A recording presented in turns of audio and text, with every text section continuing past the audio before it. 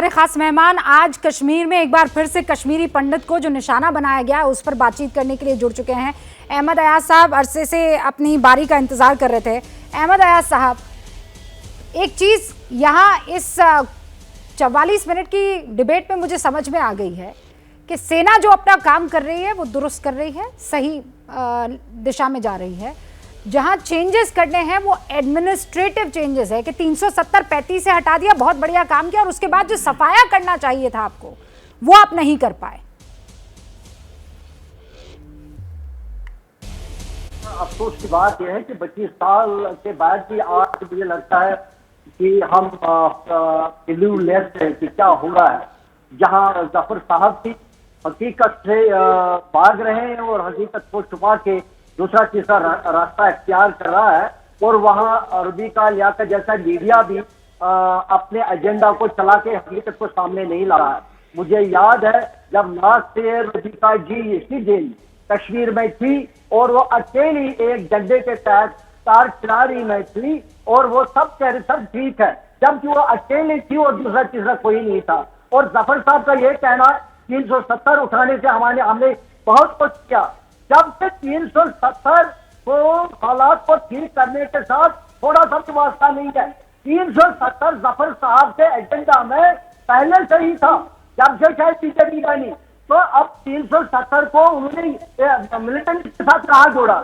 इस मतलब यही है, निकलता है कि ये हकीकत को नहीं समझ रहे हैं। नहीं तो मिलिटेंसी में कमी नहीं हुई है। नहीं, आपको आप आंकड़े देखिए ना ऐसा, आंकड़े देखिए आपको समझ में आ जाएगा कि मिलिटेंसी कैसे कम हुई है। नहीं, पहले जितने सिक्योरिटी फोर्सेस ने अपनी शहादत दी, जितने सिविलियंस ने शहादत दी, जितने टेररिस्ट मारे गए, अब दोनों में फर्क है। टेररिस्ट ज्यादा मारे गए, सिविलियंस की मौत कम हुई। एक सेकंड जफर इस्लाम साहब, अटैक तो उन्होंने मुझ पर भी किया, लेकिन मैं जस्टिस में पूरा यकीन करती हूँ।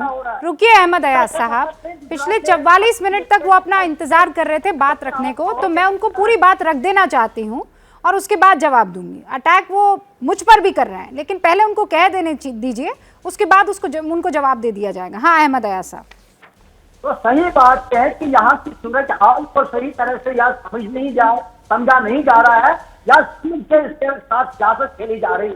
हाल ही जब राहुल भट्ट का वाक़ा हुआ, जम्मू से जम्मू लोग भागे, कश्मीरी पंडित बेचारे जो बड़ी मुश्किल से यहाँ वापस बसने की कोशिश कर रहे थे, नौकरी करने की कोशिश कर रहे थे, उस वक्त जो वाक़ा हुआ वो आई ओपन सबके लिए था।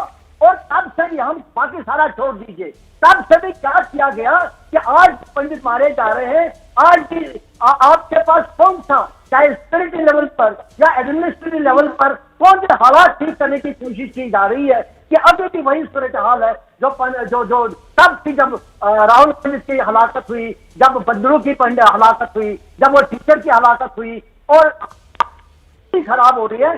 तो अगस्त को तब सारा हिंदुस्तान के लिहाज से अलर्ट होता है। अहमद अयाज साहब, अब मेरे सवाल का जवाब दीजिए। सुन लिया मैंने आपको, पूरी तरीके से सुन लिया। अब मुझे अपने एजेंडे पर आने दीजिए। आप सुन लिया मैंने, अब मुझे अपने एजेंडे पर आने दीजिए। आप सुनिए अहमद अयाज साहब, जो सवाल पूछ रहे हो उसका जवाब दीजिएगा, उसका जवाब दीजिएगा जो पूछ रही हूँ आपसे।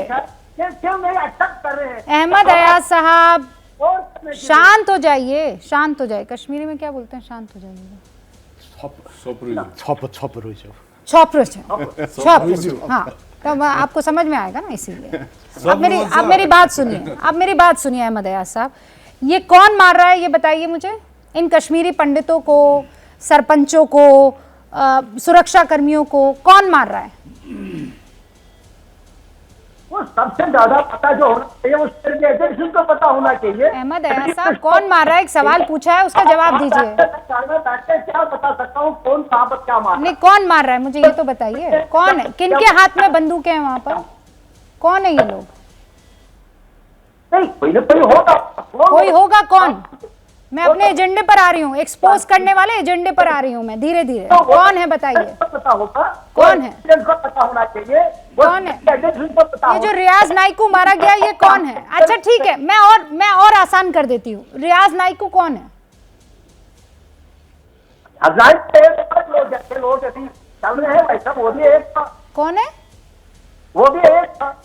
क्या था? जैसे बहुत सारे लोग हैं, वो भी एक था। क्या था? कौन है? नहीं, वो था मिलिटेंट था उसका, मतलब उसमें कौन था? वो मिलिटेंट था, उससे क्या है? आतंकवादी था ना? नहीं था तो है, वो तो है। आतंकवादी है ना? नहीं था। अरे जबान क्यों लड़खड़ा रही है आपकी? कहिए ना, कहिए ना कि रियाज नाइक को आतंकवादी था जिसने मासूम लोगों की जान ली। कहिए।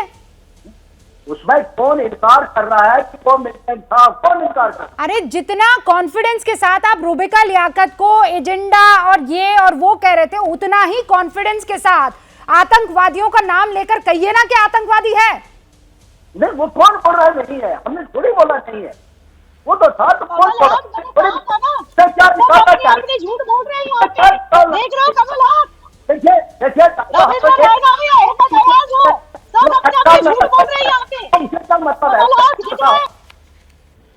मुझे मतलब क्या होगा? फलानी था या नहीं था? मुझे पता है कौन क्या था।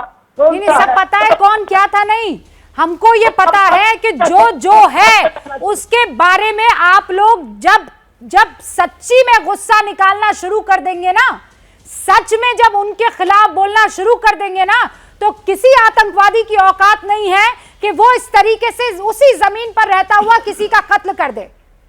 जब ये आप इम्बाइब कर देंगे ना कि खबरदार बंदूक हाथ में ली है, तो तुम्हारा नहीं, सुनिए, जब आप अपने बच्चों में ये चीज डालना शुरू कर देंगे कि आतंकवादी है, इसे कौम बाहर करो, ये आतंकवादी है, इसकी तरफ नजर उठाकर मत देखो। जब वो इम्बाइब कर लेंगे ना, तब आतंकवाद खत्म हो जाएगा।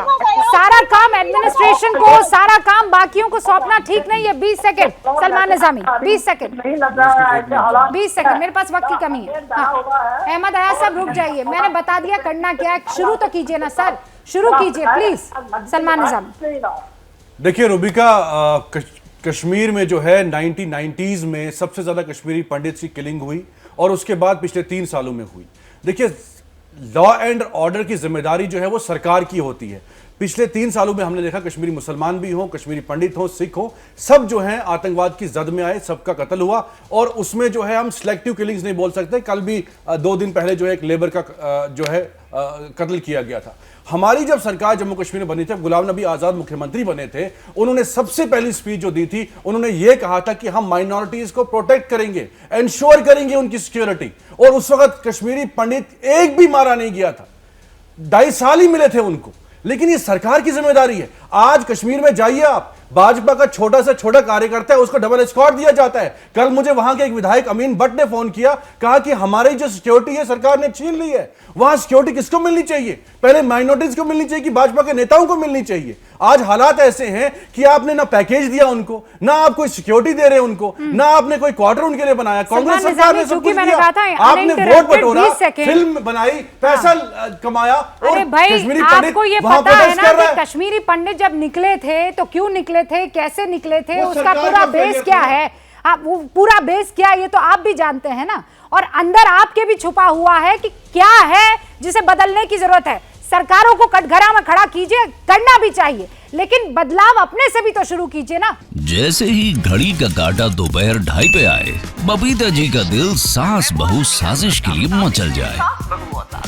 और ये है इनकी बहू, पूरे दिन ऑफिस की टेंशन हो जाए गॉन जब ये करें अपना फेवरेट शो फ्री टाइम पे ऑन। इनकी तरह आप भी देखिए अपना फेवरेट शो अपने टाइम पर और डाउनलोड कीजिए एबीपी लाइव ऐप अपने स्मार्ट टीवी पर।